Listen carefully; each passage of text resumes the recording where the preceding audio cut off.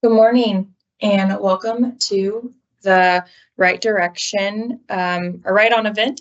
We're really excited that you are here today, and we're looking forward to discussing 4 exciting topics about hybrid rye with you.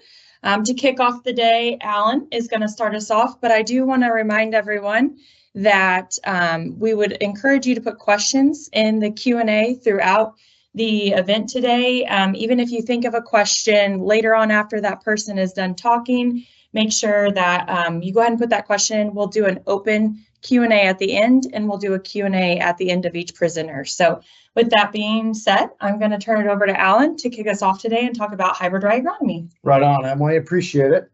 So my name is Alan Linhart. For those of you that haven't met me, I'm the regional sales representative for the Upper Midwest, and servicing, I guess, just focused on the hybrid rye side of the KWS business. So I wanted to start with a little background on KWS, as this has been the foundation for our hybrids performance. So in 2016, KWS launched hybrid rye in the United States. They're a seed-focused breeding company, and that all started in the 1980s in Germany to combat some challenges in the cereal crop market. This isn't limited to just yield advancement, but consistent and stable performance as well. So what makes KWS Hybrid Rye so unique?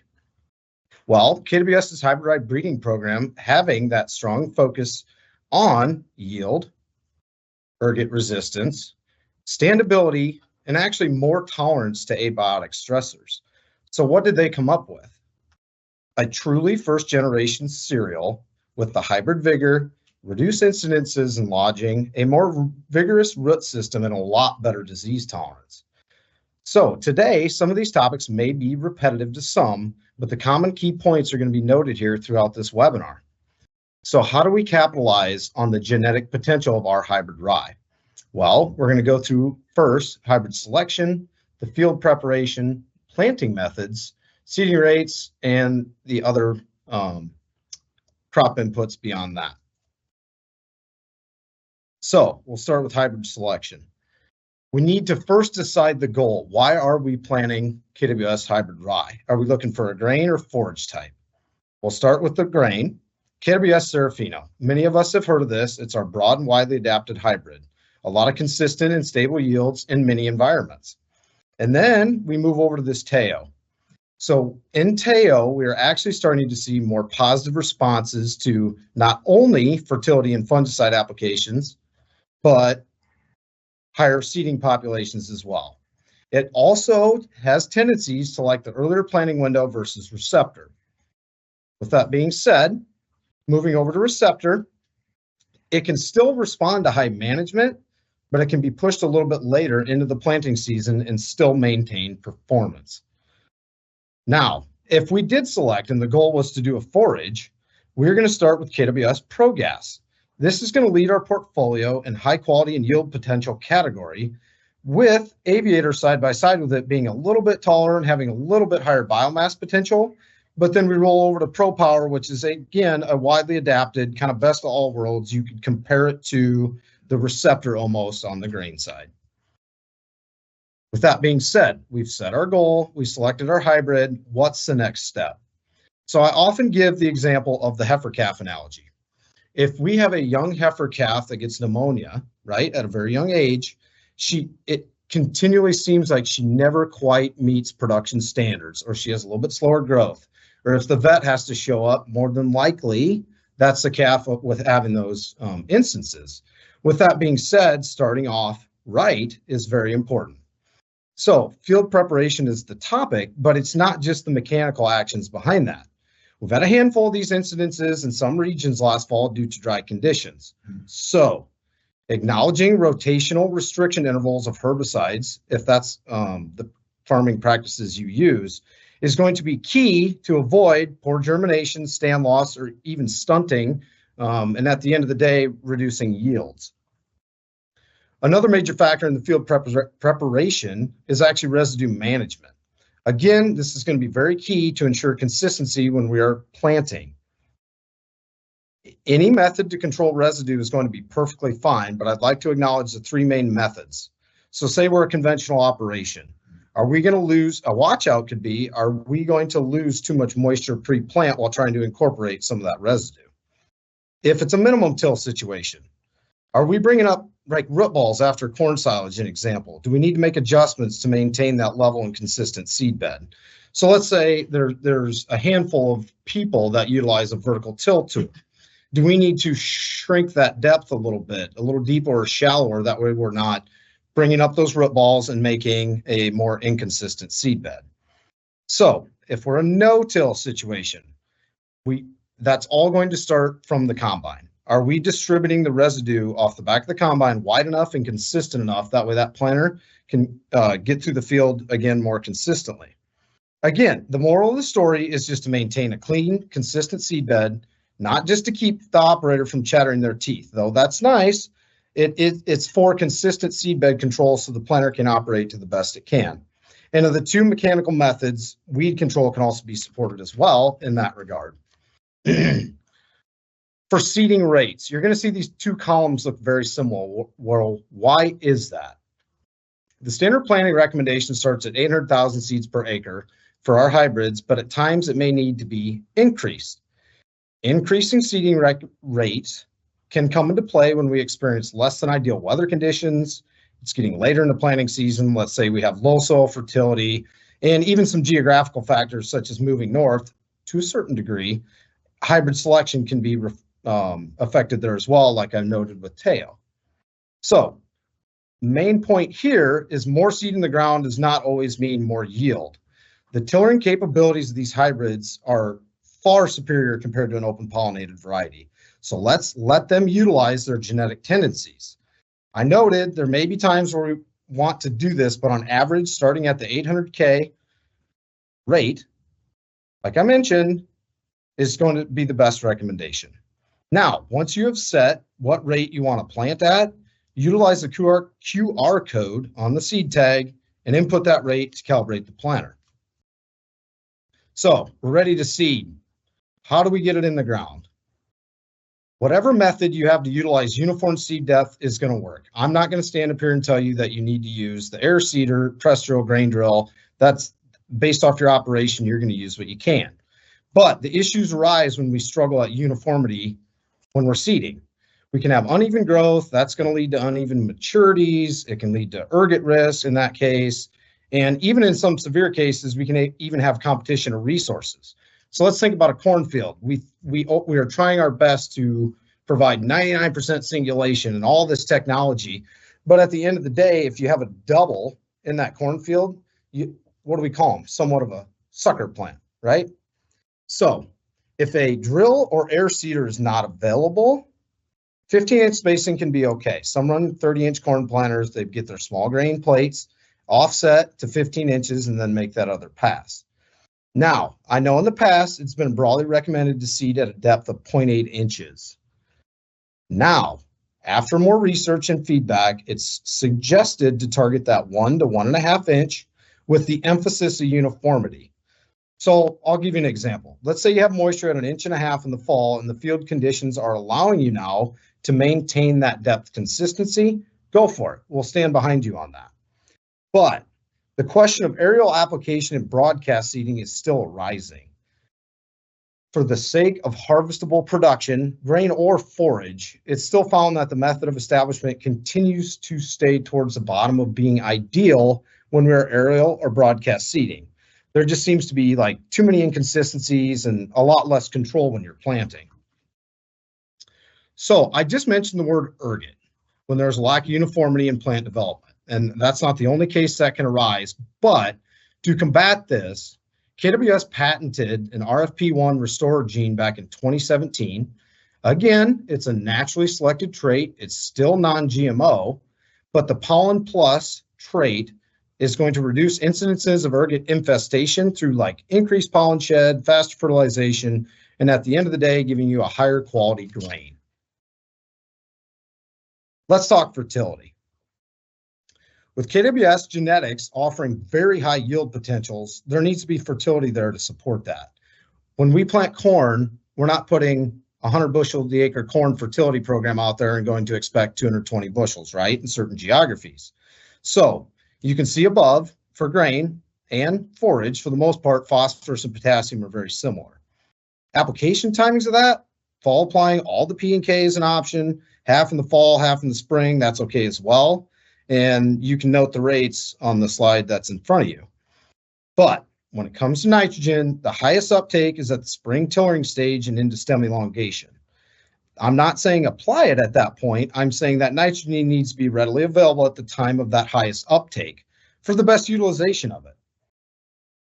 I get it. Spring applied nitrogen can be tough in some regions, especially with ground thaw. We've all seen people trying to mud floaters through the field that time of year, but applied too early or a bit late is still going to be better than no application at all. In some instances, manure can be utilized instead of commercial fertilizer. So I would strongly suggest testing that manure, to give you a more definitive idea of what fertility levels are being provided. Again, main point here is to dial in the management if possible. These hybrids have the potentials. We just need to do our best to capitalize on that regarding fertility.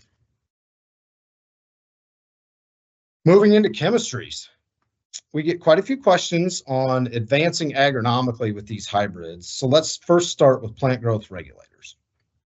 Typically, PGRs slow the growth of the meristems and can have an effect on plant stature or plant height, but potentially at times also stem thickness.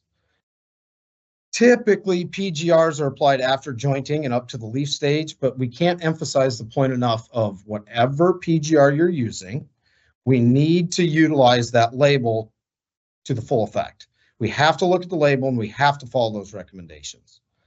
So if we move into like fungicides, for example, Miravis Ace is a common one we deal with. Seems to have a pretty wide application window, but again, we got to refer to the label on your choice of the fungicide. So herbicides, if needed, spray early, spray small. We've heard this through almost all crops and platforms of agronomy, but some parts of the country experience various winter annuals even in the fall. Like where I'm at, Shepherd's Purse and Field Pennycrest can be a little bit of a bear, but controlling any weed wherever you are can be very crucial for production. So let's do our best, start off with a clean field, or if it has to be chased in the spring, again, spray early, spray small for the best control, and ensure the application is done before the jointing stage, unless otherwise noted on the label. Know what you're spraying and manage it according to the label cannot be emphasized enough. I want to note, though, on allelopathy. So rye naturally carries an allelopathic effect, which is an allelochemical that inhibits small seeds from germinating, or it can stunt their growth. It's not saying it's a tried, true, proven method for full suppression of weeds, but it can surely help. To summarize all this, KWS hybrids are more consistent and stable in performance year over year, and you can expect that because if they're properly managed, to repeat what I started this whole segment off in, it's truly a first generation cereal, hybrid vigor, it's got a more vigorous root system, increased disease tolerance, but at the end of the day, we need to set it up for success and be able to capitalize on all of the end use markets, which now we've added more or even one more. So thank you for your time. This concludes my portion. And if there are any deeper or more detailed questions, please put them in the chat or we can follow up with you after the fact. Thank you, Alan. That was a lot of great information. I know that our team has really strived to invest in learning best practices when it comes to agronomy, fertility, and chemistry. So I know we continue to learn more about that. It does appear that we have a few questions, but continue to input those if something else comes up as we answer these. So the first question is, can I decrease my seed rate if I am planting earlier in the season? So there is tendencies where that may work, Emily, but that's one of these one-off cases where we really need to be in contact and talk through that. So to directly answer the question, yes, it can, but we just got to be careful at times. Practice if you don't have a conversation ahead of time, possibly to Correct. discuss that. And something to note as well, we've started seeing instances where very, very high fertility fields that have been on manure management programs for a while where we may have to actually start backing those populations off the well because of the tillering capabilities of these hybrids. So again, very situationally based, and we got to be careful adjusting even up or down for that matter on our seeding. Dealers, correct. Before you ask. Next question.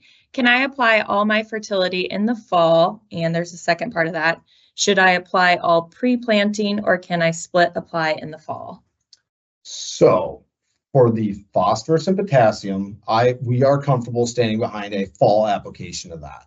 Nitrogen, though, with its volatility tendencies, should probably be put more so in the spring category. I don't know what I think about fall applying nitrogen. That would have to probably be one heck of a stabilizer, right, to hold that stuff through winter. But at the end of the day, it's the whole comment of even if we're a little bit late getting fertility on there, it's still better than never. I think that's all the questions I have for now. So thank you, Alan. If something else comes up, we will bring you back up. But we're going to move on to Dr. Rebecca Bratton, and she's going to talk about KWS Cover Plus, our soil protection program. Some of you have maybe heard this spiel several times, and some of you this may be the first time. So with that, I'll turn it over to Becca. Thank you very much, Emily. I'm very happy to be here and very happy to talk about our KWS Cover Plus soil protection program. This is a brand new first of its kind opportunity, and as Alan mentioned, a new way to market your hybrid rye grain.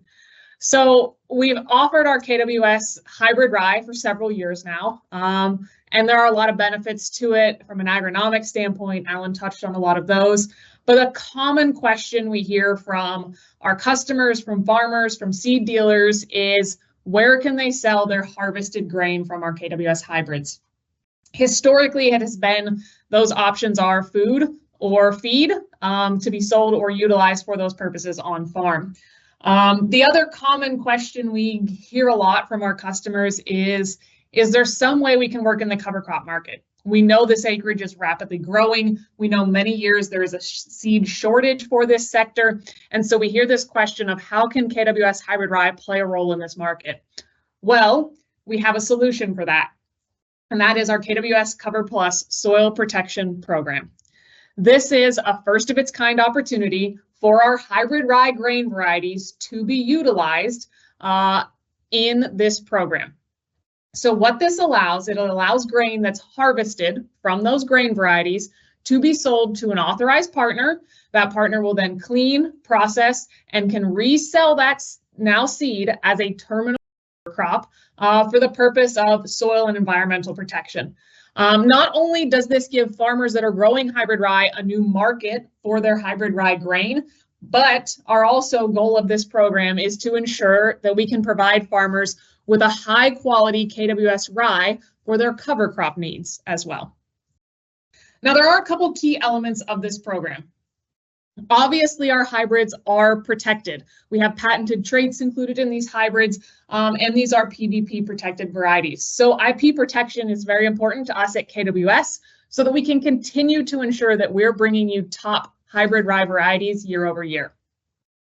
This program is designed to safeguard our intellectual property, and that's why you hear us use words like terminal cover crop.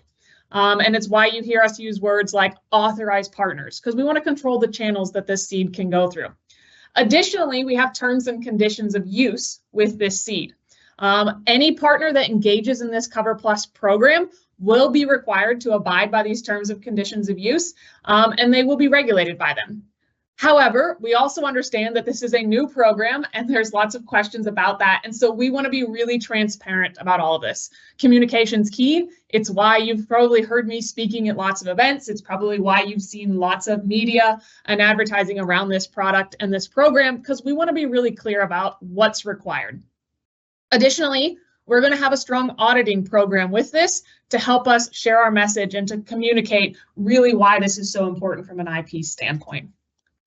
Now, I mentioned terms and conditions, and I'm sure you're wondering, what does that entail? So what terms and conditions cover is that seed that is planted as the cover crop. So the hybrid rye grain that's harvested, sold, and then resold as seed into the Cover Plus program must include this bag tag language that you can read in bold on our screen. Basically, what this language says is that that cover crop has to be terminated. Now, what does termination mean, right? I'm sure there's some questions around this. Well, we didn't want to reinvent the wheel, so we actually took some of the EQIP language. So if a farmer's already participating in an EQIP program, they're already meeting these terms and conditions of termination, basically stating that they must destroy that rye before it reaches full maturity in spring.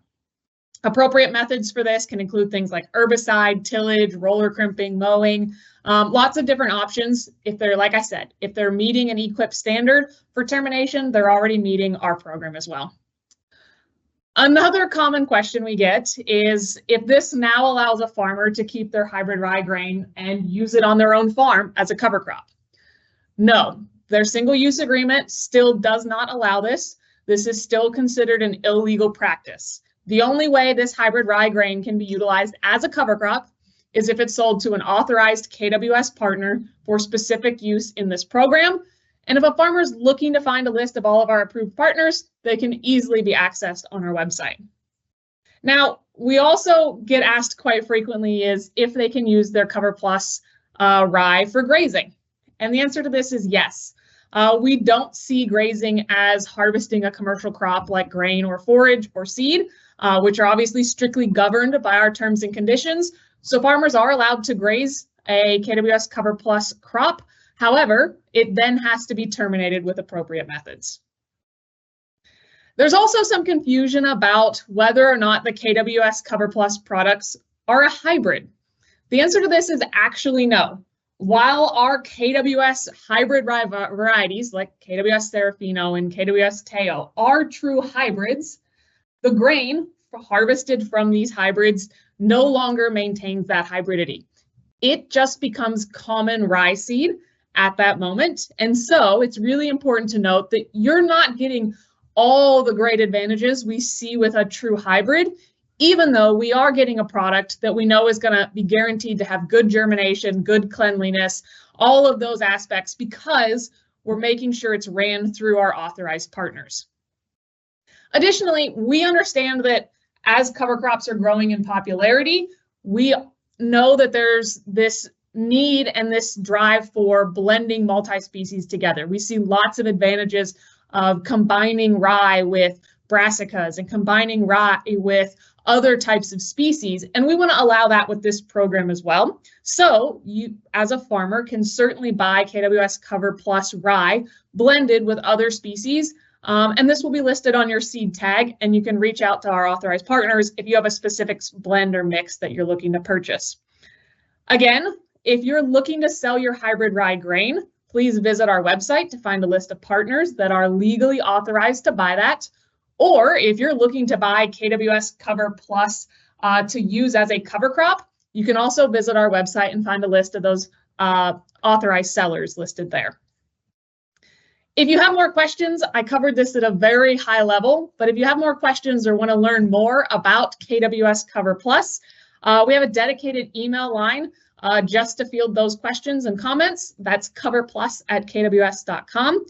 Or if you're a seed company or have seed cleaning capabilities and are interested in potentially becoming a partner, you can reach out to myself. My email is on the screen, or my colleague, Justin Milseric. His email is also on the screen.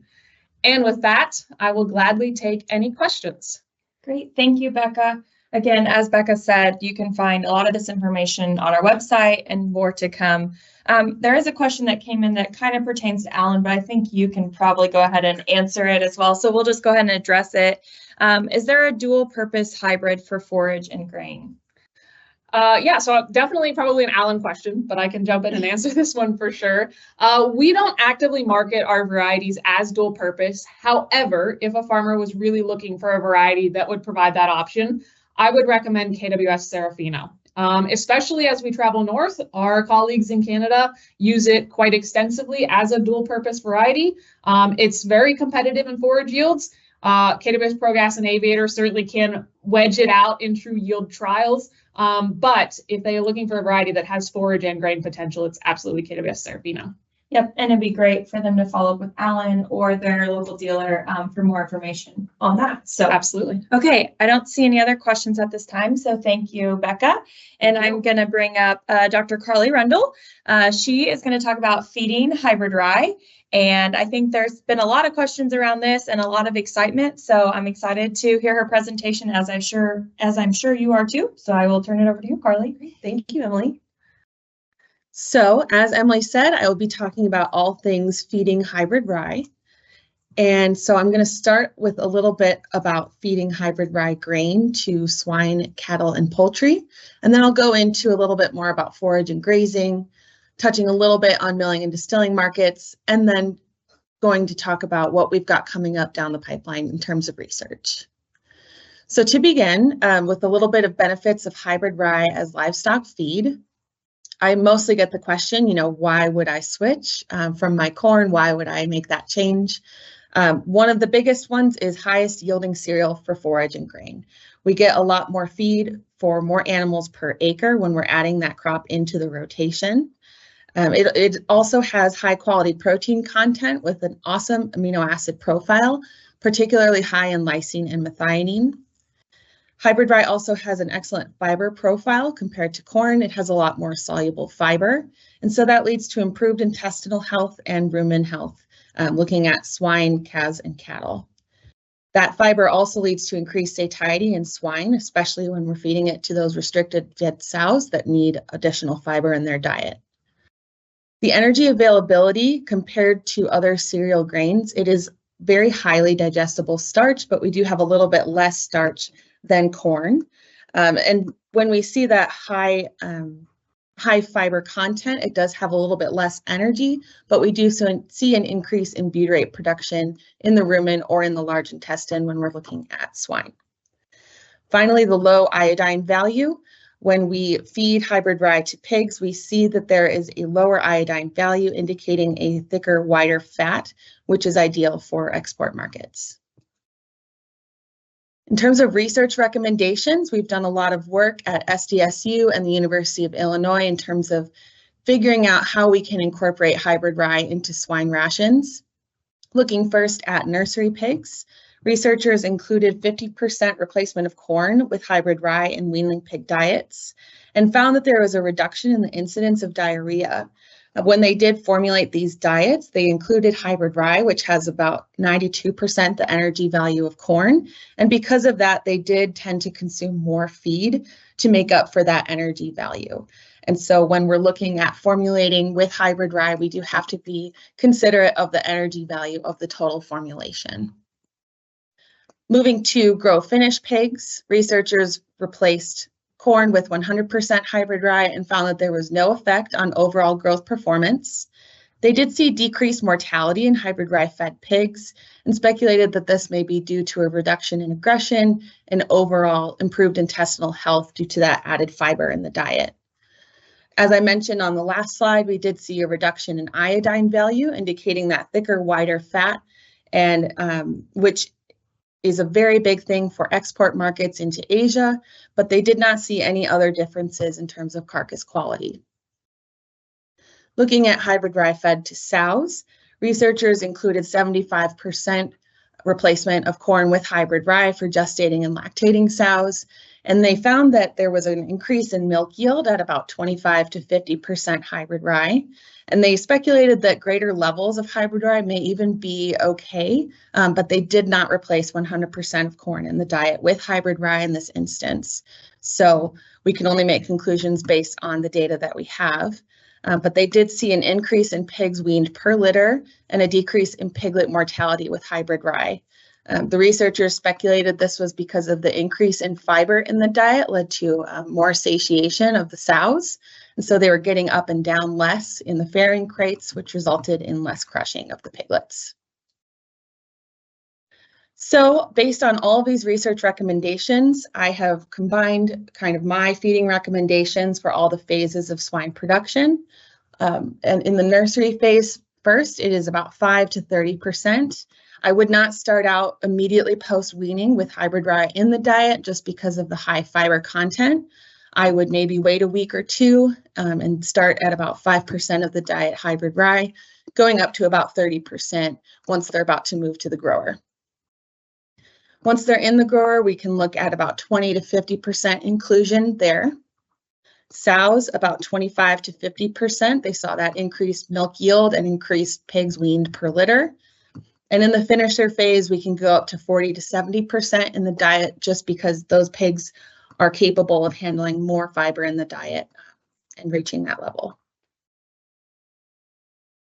So some added value of using hybrid rye in swine diets, that increase in fiber, increased satiety, which I've touched on a little bit, but basically what that means is that that increase in fiber is adding to the digestive mass and lowering that passage rate to get a more steady flow of glucose and insulin in the bloodstream, leading to more satiety for those pigs. And we did see that that reduced aggression, tail biting, and belly rooting. Additionally, I've touched on this before, but carcass quality, that firm white fat is ideal for export markets, and so we do see an added benefit of using it there as well. I do get a lot of questions about hybrid rye for poultry rations. Hybrid rye has a high amount of soluble fiber, and so because of the length of the gastrointestinal tract of poultry, it is kind of a little bit worrisome to add high amounts of fiber in the diet. But because of that, we can include about 15% in the starter diet and about 30% in the grower finisher diet with no problems at all. And if you want to increase it beyond that, we do see that the use of enzymes can improve the viscosity, and that would be kind of including a xylanase or an NSPase. Next, looking at hybrid rye for cattle, we've done a lot of research with the University of Nebraska and South Dakota State University. Our biggest question was, how are we going to process this hybrid rye to feed it to feedlot cattle? So we did a few studies looking at unprocessed hybrid rye, dry rolled hybrid rye, and steam flaked hybrid rye fed to cattle. And when we're looking at unprocessed hybrid rye, we determined that it is possible to feed unprocessed hybrid rye. It has an energy value of about 78.6% compared to dry rolled corn. And so it does take a lot longer for those cattle to reach that body weight that we're looking for, but there was minimal influence on carcass quality grade distribution. So if you have unprocessed hybrid rye that you want to use, you certainly can. Just know that it'll take a bit longer to reach that body weight that you're looking for. When we're looking at ground hybrid rye and steam flaked hybrid rye, we do find that the research kind of concluded about 25 to 30% inclusion rate had no effect on overall growth performance. When we're looking at the energy level, it's between 90 and 92% compared with dry rolled corn and steam flaked corn. And so, up to 30% of the diet, there's no influence, but any more than that, you might see a little bit of a reduction in growth performance. And might be at higher inclusion levels. Next, looking at feeding backgrounding cattle with hybrid rye. This work was done at North Dakota State University. On the bottom, we have average daily gain in pounds, and on the top line is the feed to gain ratio. And so you can see that when they replaced corn with hybrid rye, they saw that there was kind of an even distribution of average daily gain, but when we look at the top line for feed to gain ratio, we see that it's slightly reduced at that 13.5 to 6.5 corn to rye ratio. And so the feed conversion is a little bit better in that instance, but overall grain type had no effect on cattle performance or efficiency over the 56 days of backgrounding. So some considerations for feeding grain to beef cattle. Hybrid rye does have a higher protein concentration than corn. And when it comes to starch, the hybrid rye, as I touched on earlier, has less starch than corn, but that starch is rapidly digestible. And so when we're increasing hybrid rye in the ration, I generally recommend a step-up method in the diet just to make sure that there's no acidosis issues and that the cattle are properly adjusting to the diet. Another consideration is processing. The rate of processing and percent fines is very important. If you go too finely processed, you get a lot of dust in the feed, which leads to decreased feed intake. And also unprocessed hybrid rye can be fed but does have a very low energy level. Next, looking at sustainability of hybrid rye. This slide compares hybrid rye with wheat, barley, and corn, looking at the feed print of grams of CO2 equivalents per kilogram of grain. And you can see here that hybrid rye has a reduced feed print compared to the other cereal grains. So some other benefits for incorporating small grains for an integrated farmer: of course, increase in crop diversity, diversifying your crop rotation. This leads to improved soil health because it's a fall seeded winter cereal. It acts as a cover on your soil. Adding this crop leads to additional straw or organic matter from the small grain production. You can diversify your labor and resource management and also have an opportunity for summer manure application. And of course, market flexibility.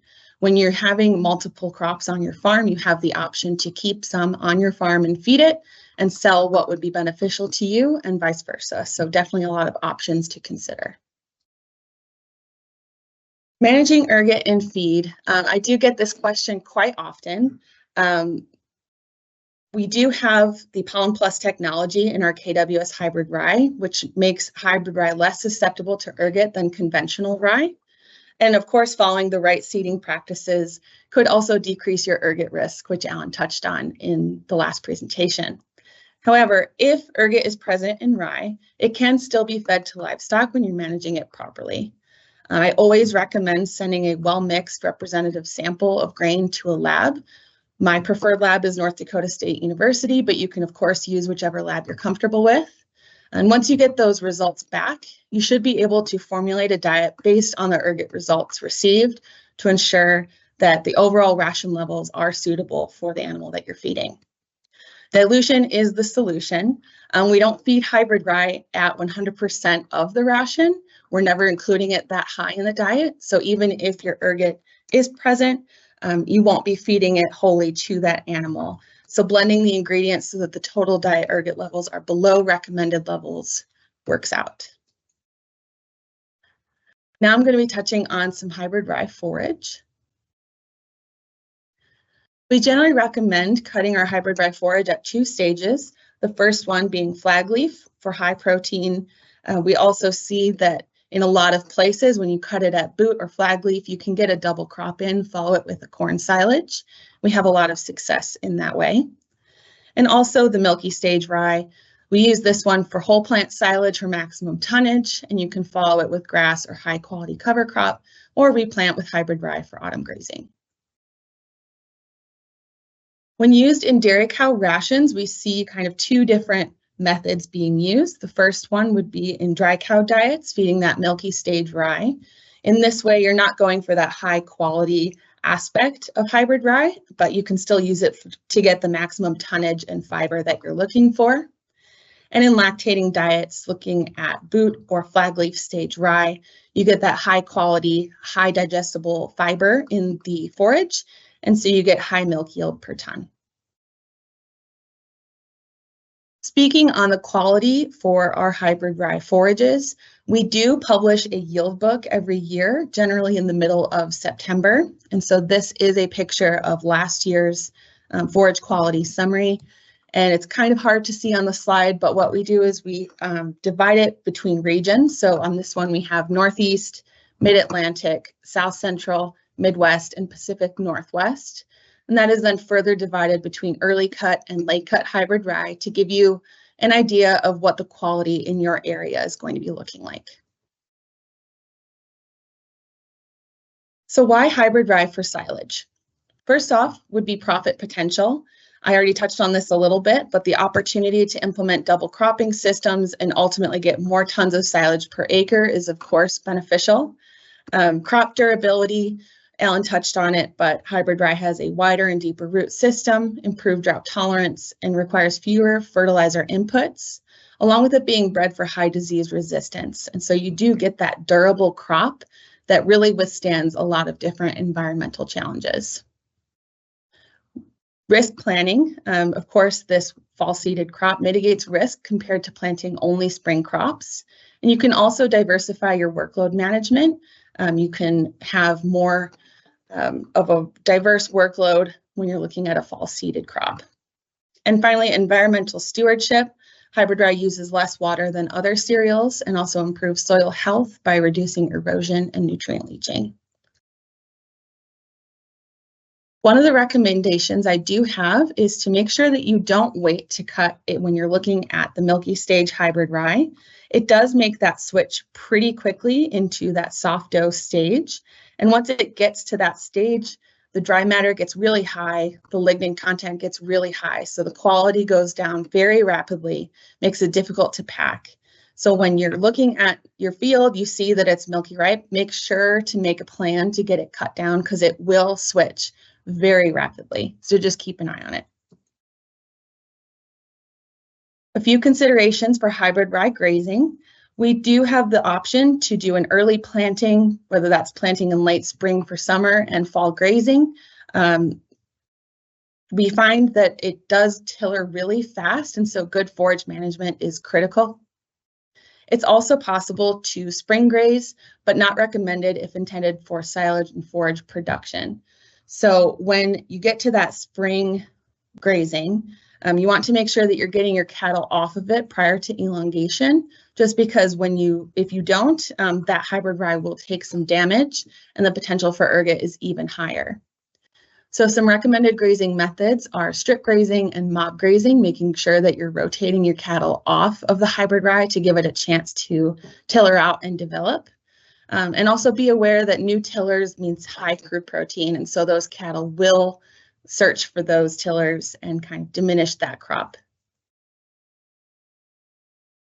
This is a graph that I like to show to kind of further explain the benefits of having grazing option with fall seeded winter cereals and spring seeded winter cereals. The red line here is the fall seeded winter cereal, and the dark green line is a winter cereal planted in the spring. And we can see that, the red line kind of extends that grazing season out to the sides, whereas that dark green line makes sure that you have total annual yield high in late July when other pasture is reduced. So it gives you more option, more tonnage for grazing. So coming down the pipeline, we've got a lot of research projects in progress, The first one being forage fermentation characteristics. We're looking at what that fermentation does to the quality of the forage. Also forage feeding trial during the transition period for dairy cattle. We've got a lot of questions on sustainability coming through industry partners, and so we're working on looking at the sustainability of hybrid rye fed to swine. And we're also looking at poultry feeding over in Europe. So I will be sure to update everyone as the research comes out. I will absolutely share. So some conclusions for hybrid rye. Hybrid rye offers a favorable nutritional profile and can be incorporated into a lot of livestock diets. About 1/3 of the grain portion of the diet for backgrounding and finishing cattle, varying levels in swine depending on the life stage of the animal, and up to about 20 to 25% hybrid rye for poultry rations. The economic value of hybrid rye looks different depending on your marketing system, but grain commodity prices need to be competitive with corn. So we see a lot of benefit for integrated farmers being able to pick and choose which crops they're feeding versus which they're selling. And cost of production and yield make hybrid rye an attractive feedstuff for livestock producers. So it has a great nutritional profile, and added value from this small grain should also be considered. Thank you, Carly. We appreciate that. It looks like you're pretty popular because I think you have several questions. So we'll just start. Can I feed my rye straw? Is it similar to wheat straw? We do see that some swine producers are adding rye straw on their farm just to give the pigs a little bit extra. And we can definitely see that it's added as a roughage into cattle diets as well. So yes, it is very similar in that way. Perfect. How does hybrid rye forage quality compare to triticale? So I would say it's very similar. Triticale is obviously rye and wheat hybrid, and so, or combination, I guess. And so we do see that it's very similar nutritionally. Where we see a difference would be the yield. And sometimes the crude protein is a little bit higher in hybrid rye, but it really depends year to year. And sometimes harvest earlier as well. Yes, we do see that hybrid rye can sometimes be harvested up to a week earlier than triticale, which gives you that option for double cropping. Perfect. Okay, this one's kind of long. So, do you get a lot of bypass rye if unprocessed in the beef diet? And then I'm going to read the second part first. When we go from flag leaf to soft dough, what % increase in tonnage do you think we will get? 30% increase or more? I would say I've not heard of bypass rye when it's fed unprocessed. It's generally rapidly digested in the rumen, so we don't see a lot there. And then the second question, when we go from flag leaf to soft dough, what % increase in tonnage do you think we will get? I think this generally depends on precipitation events and kind of the weather between flag leaf and soft dough. I would say maybe 50% increase, but it really depends. I'm not able to give a solid answer on that one. Okay, perfect. Again, if you have further questions for Carly, continue to put those in and we'll come back and address at the end any further questions for any of our presenters for the day. So thank you, Carly. Thank you. At this time, I'm going to invite up Chad, and he's going to give a trial update. Paul is our main guy that handles a lot of our trial information, but he was unable to join us today. So Chad is taking the baton on this one. So he is going to give you a run through of that. So go ahead, Chad. Perfect. Thank you, Emily. Yeah, so as Emily said, I'm Chad O'Keefe. I am actually the production and logistics manager for KWS Cereals, but I work quite heavily with Paul. So he wasn't able to be here today, so I'm stepping in. So don't criticize me too much if I don't have perfect representation of this, but from a high level, this is our testing footprint across the U.S. So we currently have trials in 21 states in the continental U.S., and this primarily covers all of our current main sales regions. So we try to place our trials in the locations where, you guys are growing it. So as we continue to grow and expand, we're adding more locations, more states, more regions to better get the realistic data that you guys need to be successful. So I'll touch just high level of what our trial overviews look like. So this year, in the 23 to 24 crop year, we had 24 grain variety trials. Those were all replicated trials, meaning they had multiple reps, so you have higher quality data. We also had 24 forage variety trials. All of these had quality analyses done, and this information is what goes back into the yield booklet and what Carly was referring to, how we get our forage data. So 22 of those trials were replicated trials. We also had 2 large plot demonstrations that were facilitated through our dealer network. We also have 7 breeder variety trials, including Fusarium head blight inoculation on those. So just kind of breaking down what those breeder trials are. This year they had 11 PCM1s, so first year screening. They also had 15 PCM2s and 10 checks. So that's really how we start advancing our pipeline. We're putting a lot of time, effort, money into our research to ensure that we're coming to market with quality hybrids that are going to perform in your regions. So we'll touch just really briefly on the KWS Hybrid Rye trait advantages that have came through the breeding program and our trialing system. So We obviously, you've heard Alan mention it, you've heard Carly mention it, but Pollen Plus. So we have industry leading ergot control with our Pollen Plus technology. A lot of you growers, dealers, I'm sure that you struggled or saw Fusarium head blight. That was a huge concern this year throughout the Midwest, just with our weather pattern, our moist spring we had, our cool spring. Fusarium head blight was very present in most fields and trials that everyone walked on our team this year.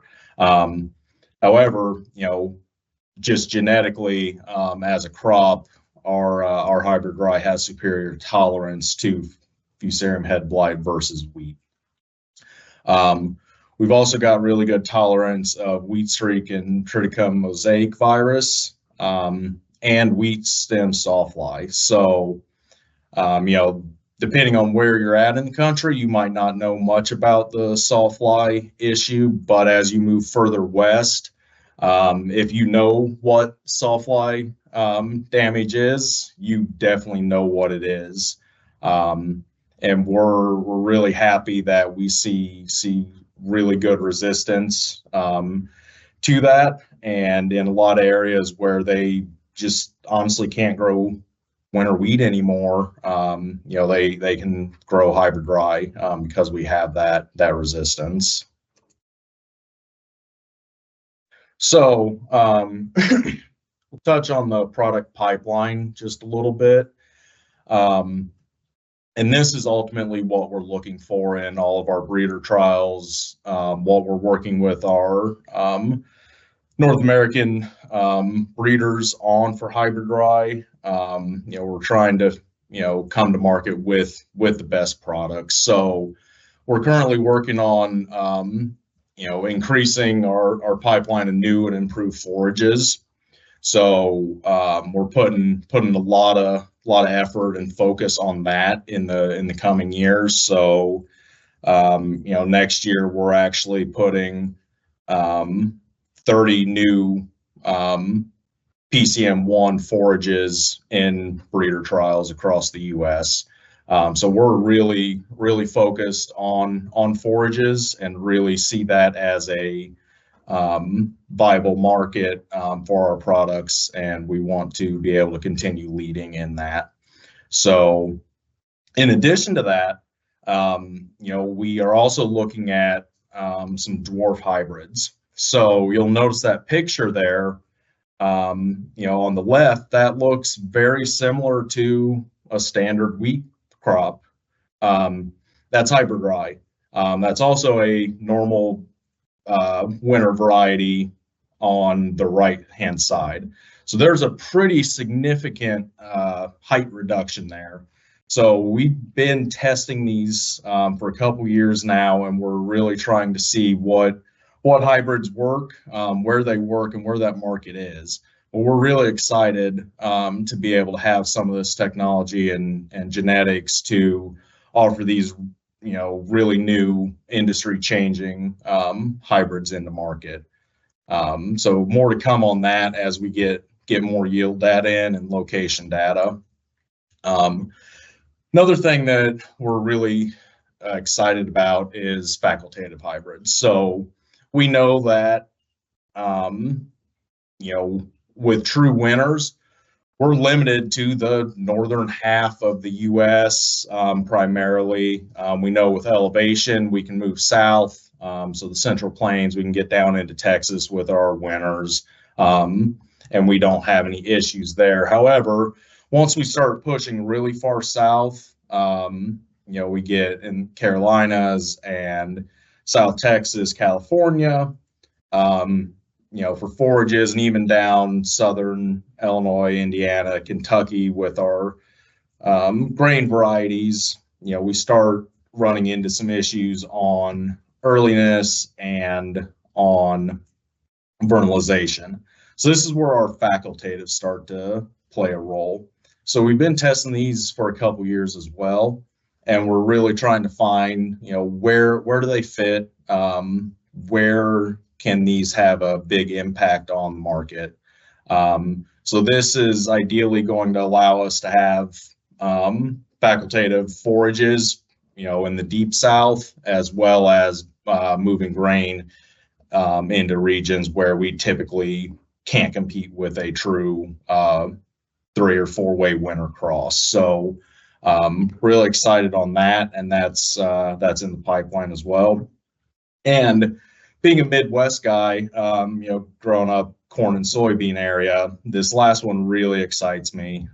So everyone that is basically central Illinois, south, moving east, all the way out to the East Coast, they like hybrid rye. They are interested in growing it for grain, but they always say, well, I can't double crop. I can't put soybeans behind it because you guys are a week later than a winter wheat. Well, we're looking at options for that. We're looking into some earlier maturing winter grain hybrids. So this is going to give us the potential to be more on time with the winter wheat harvest, which would then allow a lot of double cropping opportunities for a lot of growers. So that's really exciting to see that that's coming in the pipeline as well. So then beyond just the normal yield trials that we do across the country, just wanted to highlight a couple things that we're doing agronomically.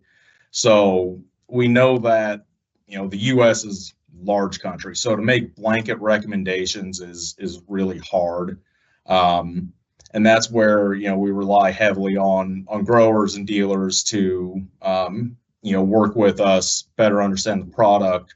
But at the same time, we're also doing a lot of this work on the back end. So we're doing seeding population trials, seeding date trials, depth trials, weed control, nitrogen rate and timing, fungicides, PGRs, distilling evaluations, seed treatment, carbon sequestration trials, and grazing trials, just to name a few. So, we're putting a lot of emphasis on this because we know that, in different regions, the crop acts differently. You've got different moisture, different weather patterns, different soil, and ultimately we're trying to have the best data that we can to support you guys. So, as we go through these, and as we continue to grow, work with your dealers, talk with your dealers. If you're interested in doing some of this, you want to split a field on population, great. Tell your dealer, get that information back to us. We're really interested in learning more about all the different regions, and we'd love to share more data that we have. So. All right. Well, thank you, Chad, for that. We're going to start Chad's Q&A, but this is a reminder. We're now going to open it up for question and answers for all our speakers for the day. So if you've had any questions that you haven't got typed in, please go ahead and type those in now, because this is our last speaker session. So now we're just going to open the floor really to questions. But Chad, we'll start with a few that you've had come in. So the first one's easy. I think even I can answer it. Where can I get a yield booklet?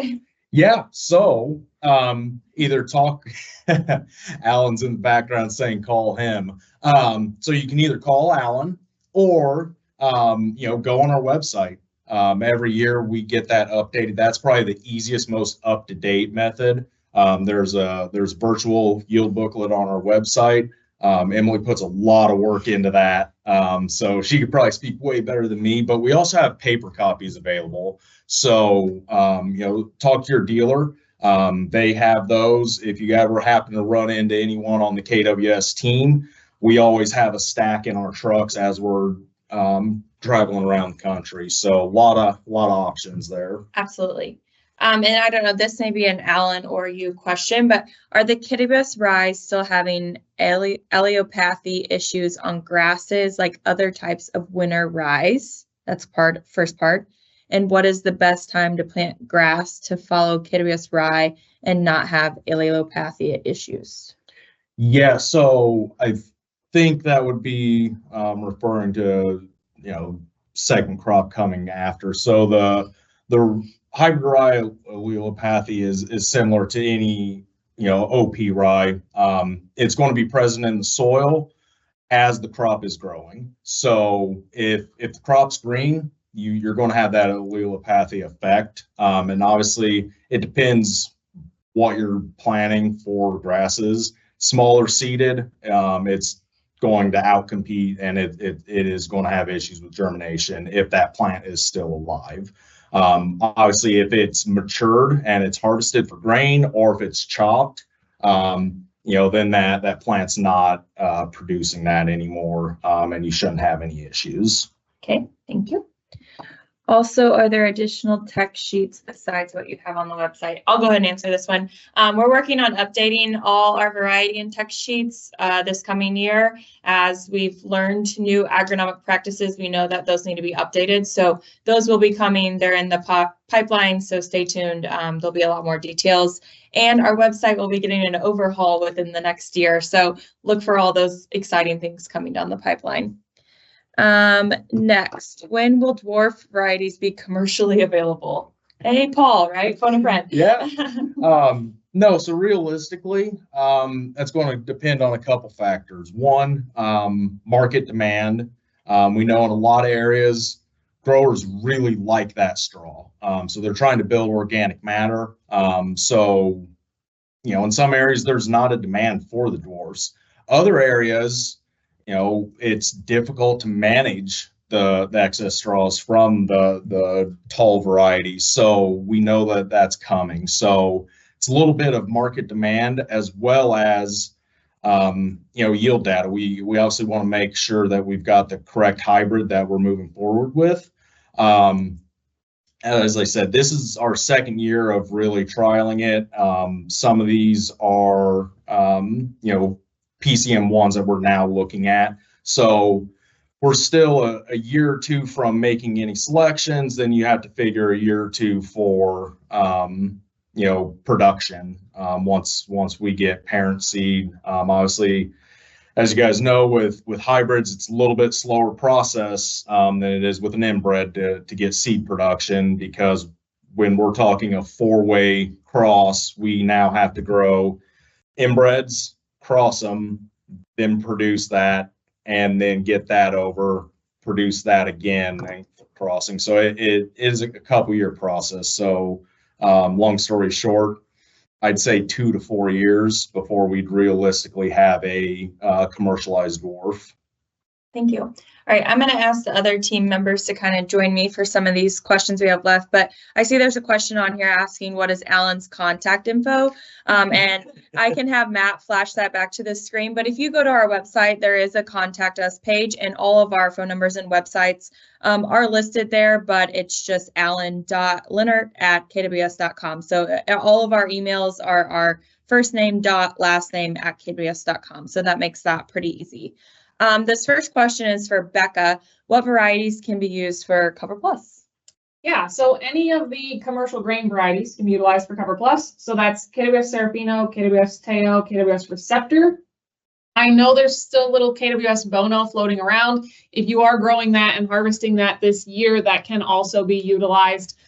Just reach out if you have any questions on that, but that variety can also be utilized for Cover Plus. Thank you. Okay, I'm not sure, this is probably either going to Carly or Alan. Is there a yield reduction on corn silage after chopping rye? I can take that one, Emily.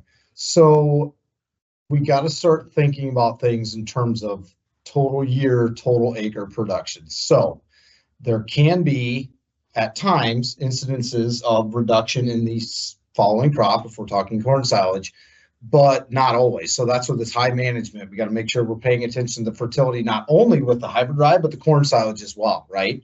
They're limited allelopathic effects on corn. From what I've seen, it actually really relates quite frequently to fertility because of the uptake that the rye is taking off. So to directly answer the question, it can happen, but at the end of the day, from the production of the hybrid rye, the value of that financially, and the value of the corn silage, you're coming out better at the end of the year. And maybe some soil testing or fertility Correct. checks will be the key to make both of those successful. Management, yes. Yep. Okay, this one I think is going to go to Carly. In swine finishing, what particle size do you shoot for? And then there's a part 2. So I'll let you answer that one first. We shoot for about 550 to 600 microns. That's generally the sweet spot where we're not getting too many fines, but we're also not keeping that whole rye in the diet. So 550 is a good level. Okay. And the second part of that question is, if it gets too much flour in the grinding process, are ulcers a concern? I would say that's a concern no matter what feed ingredient we're talking about. So making sure that you're keeping it consistently at 550, just to make sure there are no ulcers. We didn't see any ulcers when we were looking at that level. Perfect. Thank you. Okay, I think that is all that I see. We've already, I guess, oh, nope, this one's a little bit different. I thought we had already answered it. How does straw yield on hybrid rye compare to other crops? What's that one? Yeah, so I mean, I guess if you can probably compare that to wheat, that's probably your easiest comparison. It really depends on yield, but if you're pulling 100, 120 bushel hybrid rye, where a winter wheat field, comparable would be 80, 90, you're probably looking 50 to 100% more straw production. So keep that in mind if you're not trying to bale, not looking for high management or a lot of straw out there. It can be a concern. But if you're looking for straw for roughage or bedding, you're going to be really happy with this. Perfect. Okay, another question. I'm going to probably gear this one to Alan. Any quick info on KWS ProGas? So maybe a couple highlights on ProGas. Yeah, so I guess regarding what subject, so whoever asked that question, feel free to reach Just as out. feed supplier. Yeah, so and we'll we'll talk through it in more detail, I guess, what specifically we're looking for. But KWS ProGas definitely has its presence in the marketplace. It's very well rounded, I guess, and it's that combination of if you're looking for tonnage and quality, you're still going to get that. But just more so where I see it in the upper Midwest, it's a great placing product. But again, whoever asked that question, feel free to reach out. Obviously, my contact info is kind of wanted, but regardless, we'll get you taken care of on the detail you're looking Does that for. make you feel good? Yeah, I do. I feel pretty good. I'll jump in and add, I think one of the real values of ProGas is its footprint across the US, basically. So obviously does very well in Allen's region in the upper Midwest, but KWS ProGas is really unique in that it's very adaptable to different soil types, different environments, and it does very well across multiple conditions. So if you're looking to try a new crop for the first time, if this is your first time using a hybrid rye for forage, KWS ProGas tends to be a good fit for that kind of first time grower as well. Perfect. All right. It looks like he followed up his question asking about forage value. So there you go. That tailors it a little bit more. Yeah, so regionally dependent, your trade-off. So we've all heard of the quality ton trade-off, right? At times we're like, oh, we're just seeking tonnage, so we're willing to sacrifice a little bit of the quality end, or we're targeting quality and we realize we're going to give up a little bit of forage.